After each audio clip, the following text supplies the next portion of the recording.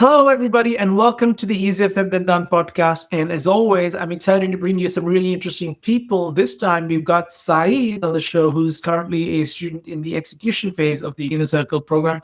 Welcome and hello, Saeed.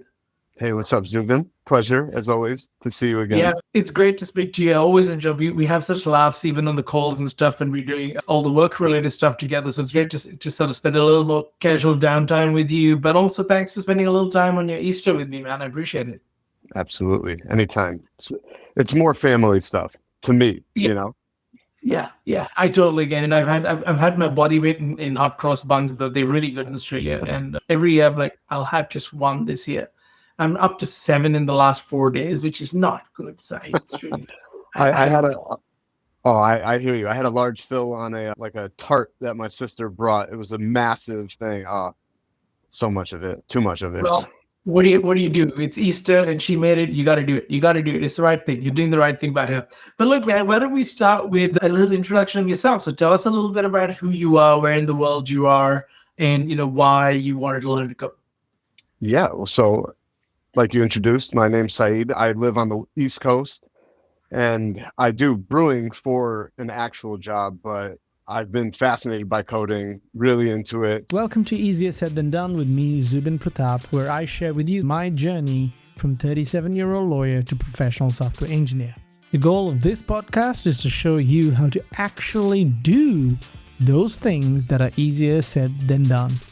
I've been fascinated by coding, really into it. Started messing around on free code camp, trying to learn on my own, and just really found that it was really quite difficult. I spent so much time just watching YouTube, seeing things, people saying, learn this, learn that, and I had no real route to take. So then I stumbled upon you and some of your podcasts and everything, and that kind of got the ball rolling, so to speak, and really helped me, which now that I'm in the execution phase, it helped me so much more, like getting a hold of you and really like focusing down on very specific things rather than the jumbling of just trying to learn. Everyone saying, learn Rust, learn Python, learn Go, learn that. I'm like, I don't know. I don't know. I don't even know how to program. So I got to learn That's that. Yeah, that's all SEO stuff trying to get your attention and eyeballs. But I know when you reached out, you were also sort of following Brian's podcast, which is excellent, much bigger podcast. It's been around Yeah. a while. It's such a great podcast. And so, what made you, when you say it was hard, what do you mean? And what made you want to reach out for help? Because a lot of people think they can do it or they should do it on their own. And you try to do that, which is the right thing to do. I think everyone should try and do it on their own. What made it hard for you specifically looking back? I mean, what timeline? What made it? Sorry, let me start again. What timeline did you start? How long did you try on your own for? What was it that was so hard, and what pushed you over the edge to say, "Shoot, I need some help here"? Well, so I think I really started looking into it more around the tail end of 2023, 2024. So relatively recent. Yeah, And it started off as just, Googling things, sort of reading, perusing, saying, can I do this? I 100% thought this is only for genius level people, physics, math, PhD, all that. So I was like, there's no way I'll ever be able to learn any of this. oh god, yeah, Sort of stumbling around. The first thing I really fell into was Quincy Larson, the free code camp sort of stuff.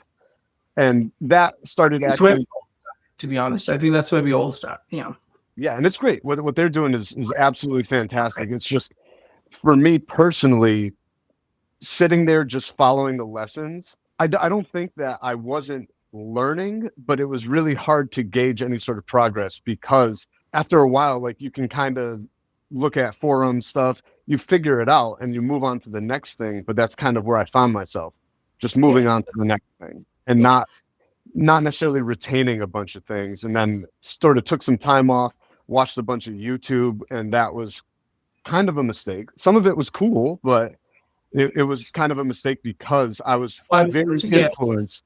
I was very influenced by some of the other people saying, "Oh yeah, it's so easy.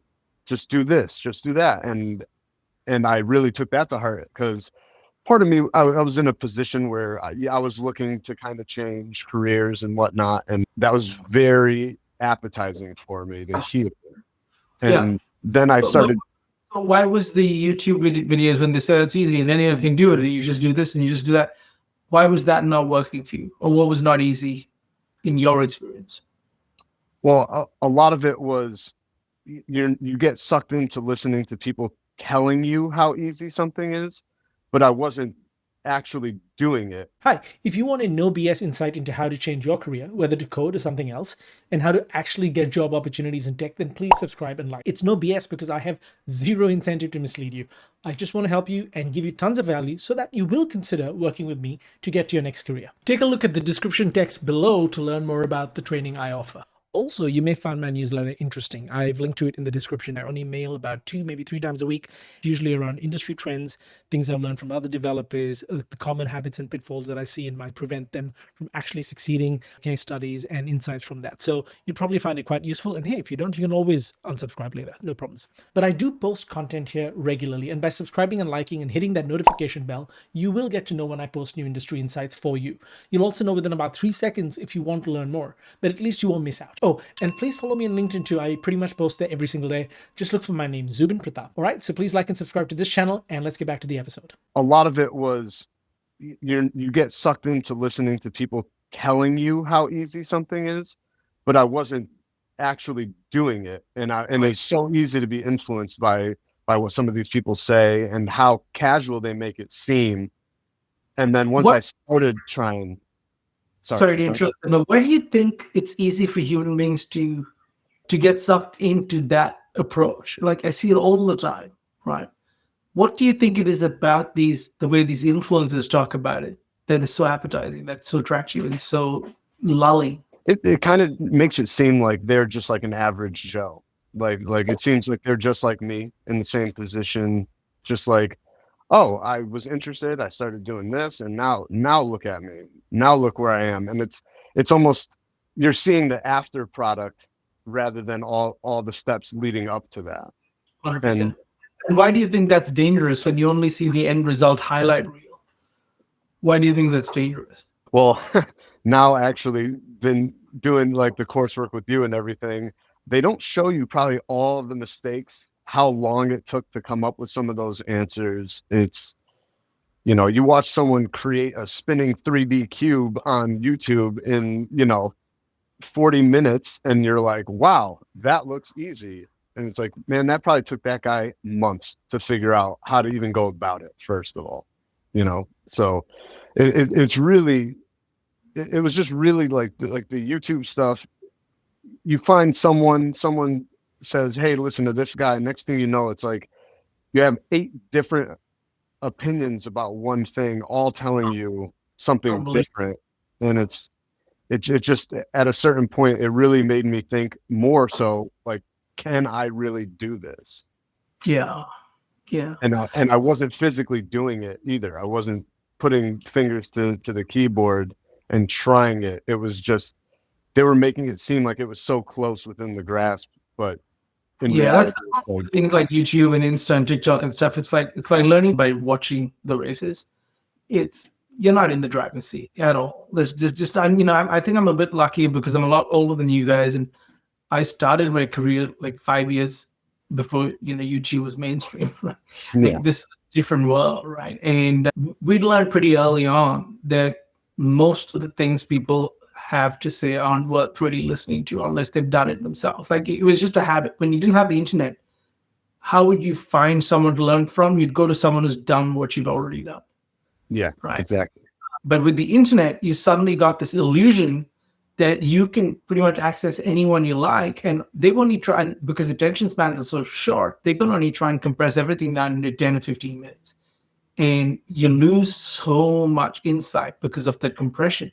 There's such loss of quality because of that compression that it leads people to get very badly stuck and blind. And you're not the only one. Pretty much every student that's up to you met those others that you're within your community. Pretty much everyone's gone through this, right? In the last 10 years, this is how the internet's done things, and we've all fallen victim to that. So I guess looking back in hindsight, what would you say were the top 2 or 3 mistakes you made that you think pretty much everybody who's on this journey is making today? Oof. Well, I could definitely say, first of all, that it's easy to do in a short amount of time. I think that is one of the That's most perpetuated things that I've seen on YouTube is people saying, yeah, you can get a coding job so quickly. Just do these easy steps. And it's like, it's great if those type of people are very quick learners on certain things, or that's all they do is focus on that. And it's like, my circumstance is much different. Like, I work full time and I'm trying to learn this at the same time. So it's not easier for your me. use of time is different. Yeah, 100%. But it's a mix of, that sort of, I don't want to call it brainwashing, but kind of making it seem like it's so easy and so achievable in a short amount of time. Also, the other end of that is all the videos telling you not to learn programming because there's no jobs or anything, and it's like it is everywhere. You know what I mean? Of course, and that's just the way the algorithms work, right? But what is the real goal here, Saeed? We talk about this a lot in the program, but what is the real goal? Well, let me phrase it another way. Why is learning to code the wrong goal? Now that you've done so much of the program, why is learning to code the wrong goal? I mean, I think it would be the wrong goal if the end goal is honestly, I think, just financial gain or some sort of financial value. Like money, I know money is, it's not important, but it's just like with other jobs too. I mean, if you hate coding and you're just doing it for money, if you're miserable and you're trying to go into this to not be miserable, you're probably going to be extremely miserable. Extremely miserable. Yeah, I mean, it's not a get rich quick scheme. I mean, there are much easier ways to get 6 figures than learning. Way easier. You just got to do other hard things, but it's easier than learning to code. It's probably going to take you, 3 months instead of 6 months to get really good at sales. Yeah. And then build, for example, sales is a role, it's commission based. You can earn a lot of money, in sales. But here's the other thing that I think people get wrong. They think learning to code is the goal, and they don't realize that you need to get hired. Yes. Right. That is the other side. There is a huge gap between having some literacy, which is what a lot of these websites and courses will teach you is, hey, here's how to write a basic bit of JavaScript or whatever. But then being able to stitch all of that together with all the tooling to get to, wow, I now know how to build something and I can outcompete the market. That's the difference when you play basketball in your hood, in your neighborhood, and play with the NBA. It's that big a difference. It's the same sport, same rules. You know the rules. You know how to play, but you're just not that good. Yeah. So, and why do you think so many people fall into that trap of thinking that, all I need to do is learn to code and everything else will just follow?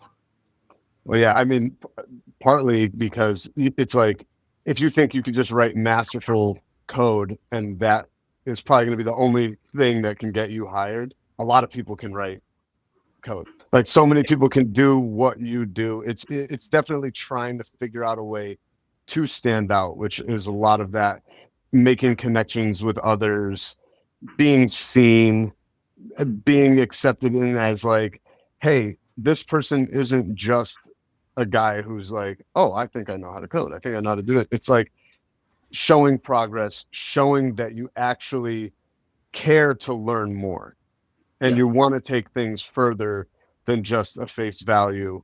Like, get the fundamentals down, start building some real projects, start showing some people some projects, networking, which I know in the course we've talked about that's huge. And I mean, personally speaking, meeting and networking with others and being able to sort of reflect that progress and see them respond to the progress. Right. But it's been huge, and it's not necessarily just like a motivator. It shows that I'm 1 weekend effort. It's taken months of training that you've done to get to this point. Yeah. And hearing that too, hearing someone tell you, man, a couple months ago, like, you didn't know anything, and now we're having a much more broadened conversation on a subject, and then they're like, oh, you actually know a little bit about that. That's crazy. How does that make you feel, Saeed? Because I know for you, it's been a journey. You've done the training so well. You've executed exactly as we asked you to. You've been very responsive to feedback. You've been very proactive. You've had some really nasty weeks and setbacks and life things and work getting in the way and all of that. You've had everything, all the challenges that Brent has. But you've had a recent sort of breakthrough where some pretty experienced engineers in the community are like, holy crap, dude, you're getting good. How does that make you feel? Yeah, no, I mean, it feels fantastic, honestly. Like I'm not trying to like brag or anything, but it makes me feel it's like, oh man, like I'm doing this Yeah, versus before I was like, I don't understand anything. And it's so much nicer to sort of see that progress. That is the biggest, like I don't even know. It's like a high. It's just it's like I that. bet. It I just bet. makes me I feel bet. great, man. It really Yeah, makes me and feel that's the great. point. That's the point of doing this is to see that progress. Sometimes you're not going to see it for a long time, and then you suddenly see these big jumps, and then you'll plateau out again. And again, for anyone who's listening, I want people to understand Saeed has made amazing progress. But I would say, Saeed, you're still 4 to 6 months away from being job ready, even though you made such enormous progress, right? And that's because people underestimate how much it takes to be job ready. Yeah, And you've learned a lot about that in the program is because we break it down. We have no BS policy. Like you are competing against these kind of people. yeah. This is your target, not the learning to code stuff. Your target is to outcompete these folks, right? So for you, compared to, oh, let me rephrase the question as this: what made you want to join and work with Brian and I when we decided to join forces? I mean, I definitely enjoyed what I was hearing from you guys. It resonated more with me when you guys would talk about how it's like you got to check out the market. You have to network. I know it's very heavy on the networking side of things. And at the time, I mean, I knew no software engineers. None of my friends, close friends, are software engineers. But on top of that, it was the realness of it too, of you guys saying, this isn't going to take 3 weeks, 3 months. It's it's an absolute journey, and laying out the 7 steps, going through saying, if you get through these three, you still got these four going that Yeah, are crucial skills to learn. learning to And code is step three, step two and three actually, and so that's still beginner level stuff. Like that's still the starting point of the long journey of getting a job. yeah, and I mean, I think the thing that grasped me the most was the dedication of saying, if you're willing to work with us, like we're willing to work with you, and try to give you every ounce of a fighting chance to sort of make it to that level, and not just like, oh yeah, just learn these and you're done. It's like the course has been so much more than that. And I mean, I thought it was going to be one way, and it was totally different in the best way. You know, What you and I'm it not trying to say nice things. Like you can tell us the good and the bad. I want people to hear authentic views about their experience of the program, good, bad, ugly, whatever it is. yeah. It's full. I mean, because to be real honest, part of me was like, this seems like a scam. I was like, this is such bullshit. You know what I mean? I don't know. It just seemed like it was, hearing like it's not just about learning to code, and my mindset's like, well, that's the job though. So why wouldn't that be the most important thing? Why are you telling me talking to everyone and working on your mental state and really like pushing us to do all this extra work instead of the code? And then it's like, now though, it's like, oh man, like you saying, oh, you're still 4 to 6 months out. I'm not like, I give up, I quit. It's I would have if we didn't really sit down and work together on kind of developing that sort of mentality. Like I have bad days, Of course, everyone does. yeah. And but it's never been so bad that I was like, yeah, I'm going to close this laptop. Yeah, I'm not going to do this anymore. It's, I don't care if anyone has negative stuff to say, anything. Like I am mentally a steel cement block, like in here, just Why is going it important? forward. I know this started from the conversation of why you thought it was a scam and this stuff isn't important, but now let's close the loop. Why is all this other stuff that's not to do with code so important? Because that sort of, you can beat yourself up so much more and make it so you start losing that steam, you start losing that progress. You will and quit.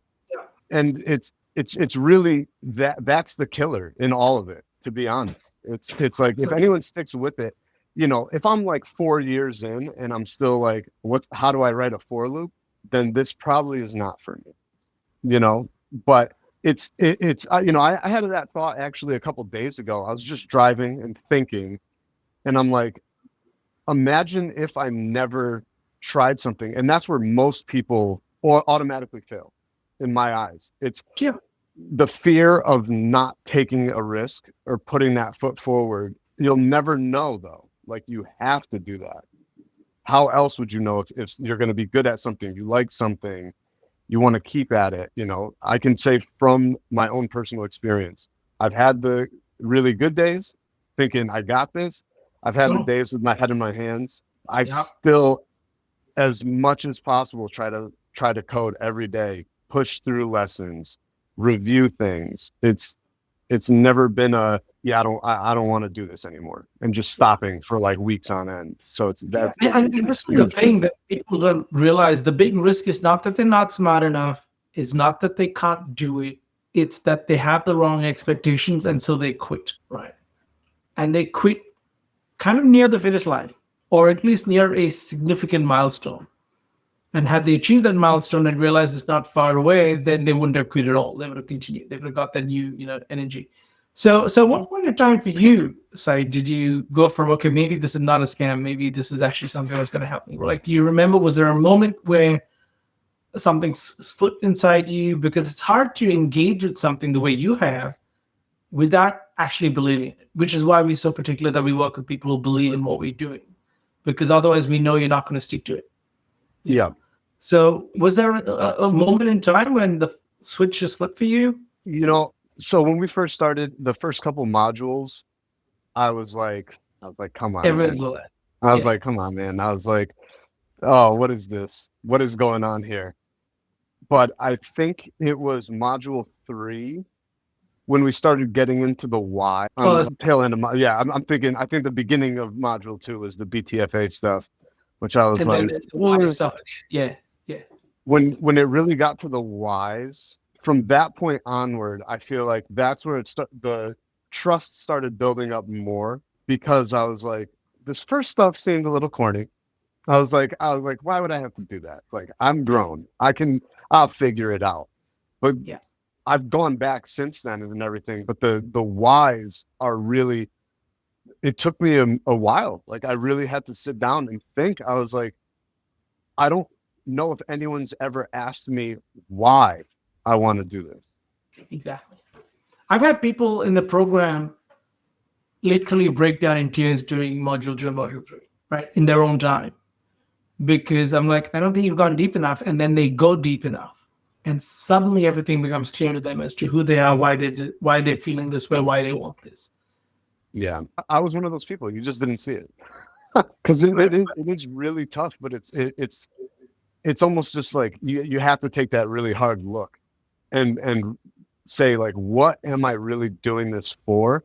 And if it's really some personal things that hit you in the spot, then I think that's a very good reason to stick with something. 100%. It's a red pill, blue pill moment. And if you don't have that breakthrough into some pain, you're probably not going to want it enough. Yeah. It's that simple as that. And if you don't want it enough, you're not going to stick with it long enough.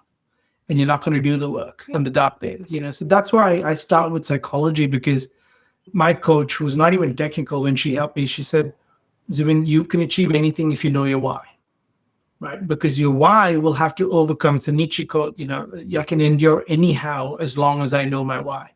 So I can endure any mountain, provided I know what's on the top and why I want that prize, So look, man, I mean, you stuck it out, and I'm glad you no longer think we're a scam. That's really positive. That's helpful, and it's really showing up in your work. And I mean, I totally get the scam thing, because I would think we were a scam too. Like, the world is largely selective for scammy noise, right? And though actually it's a minority of people. Like, every now and then someone will steal the Amazon package outside my house.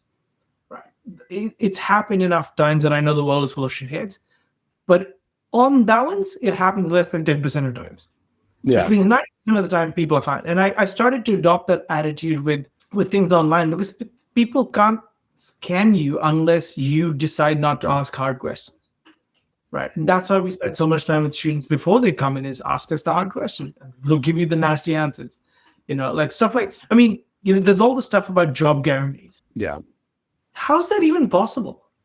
I know. I know. It's like unless you have the business and you're willing to take on the people, then yeah, And even then, is that a good thing for your career? Like, okay, so my business as a business owner, okay, you've been in the brewery business a while. Would you rather go to a school of brewers, or would you rather open it to the whole market and pick the best you can? yeah, I would rather have the people that were in school. Right. So I mean, you have to think about it from the business point of view. If they're only agreeing to employ you from only one place, there's something wrong with the business. They're not being competitive. Right. Harvard doesn't offer a job guarantee. There's a reason, right? And that's why job students are like, hey, you can have your money back after 12 months if you don't think you got value. But I'm not going to give you a guarantee. I'm not going to lie. I can't guarantee the job. I have zero control over my job, the one I do every day. How the hell am I going to guarantee you a job? You know, who does, like, which honest person can do that? Exactly. And it's like, even if I had a job, you're not going to hold my hand. I can't just constantly say, Zubin, help me right now. It's like, I got to help myself, man. Correct. And who cares? Honestly, I don't care about your first job. I've said this probably to you and Dean and everybody else. I'm like, I don't really care about your first job. I kind of take for granted that's going to happen. What I care about is your career. Because, hey, forget tech. I got laid off when I was not in tech. Layoffs have been a thing for 40 years now. It's not new. It's getting a lot of attention because of social media, but it's not new. And who cares about the job when you could be fired overnight? Like, how does that help? What helps is having the skills to build a career and the resilience to know how to navigate the job market no matter what the conditions of the economy are. That's what matters. Like, we're playing the long game here. Yeah. Exactly. And people just don't think like that. They're not so obsessed about their next job and just thinking about, well, where's this career going? And how much control can I have over it over time? That's the important thing. So, question for you on what you, looking back, what do you think most people get wrong about learning to code or becoming a programmer that you learned during the program? Any aha moments that jump out at you? Ooh, that is a good question. I think a lot of people definitely get the just jumping into code wrong. Like, I understand that is the most enticing. That's what I wanted to do. That's immediately. I was like, get me in there, get me coding. That's what I want to do. And I'm so thankful that we didn't do that, to be honest with you. There's still times now I'm like, God, I wish I can just go back and do some modular stuff. I want to step away for a second, but it's really, it's sort of thinking also that is the only thing that's going to get you ahead. And it's like, honestly, the sort of market development stuff is also so much more crucial than I would have ever anticipated.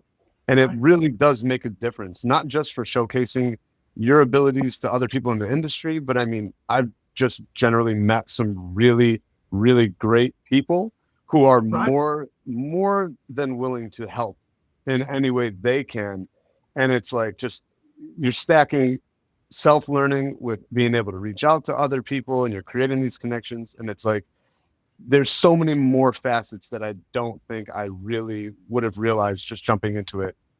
It's not possible to know from the outside of you can't really know all the steps. And here's the sad truth. Like, people keep thinking, oh, give me some tips, or can you give me some advice? And I'm like, I can't, because when I give my students the advice and the coaching, that comes after weeks of getting to know them. Not 1 hour, not 2 hours, weeks of getting to know you guys, right? And getting to understand what your context is, what your lifestyle is currently, how much time you guys have, which cities you live in. All of this stuff adds in to the formula, right? If there is one. And the sad truth is, there is no one thing that works for everyone. In fact, most things won't work for most people, but something will. And that's why we do the personal coaching thing, is to figure out what's going to work for you.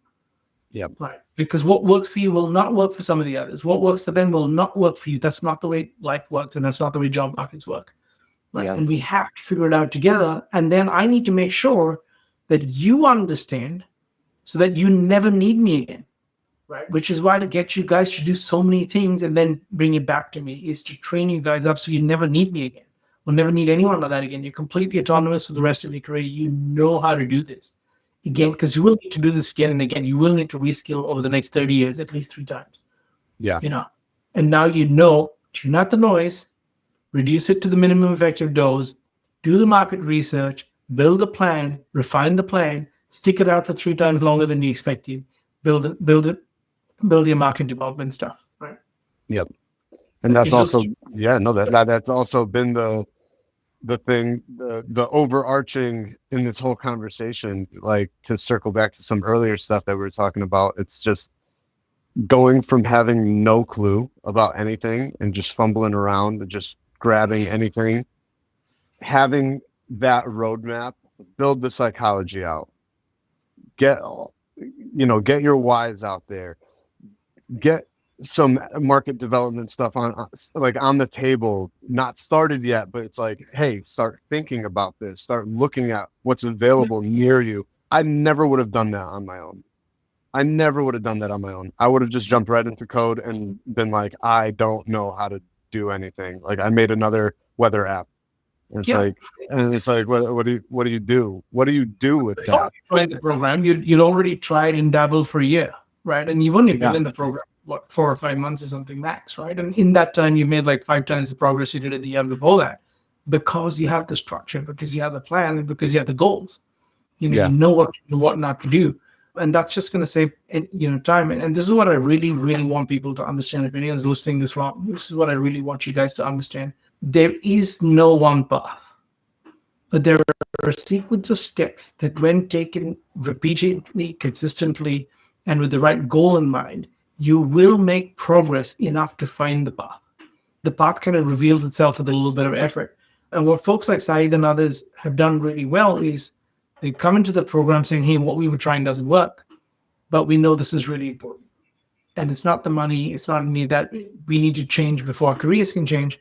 And they really put in the work. Like, there's so much work that needs to be done just to get ready. That's why I call it match fit, right? You have to get fit for the game.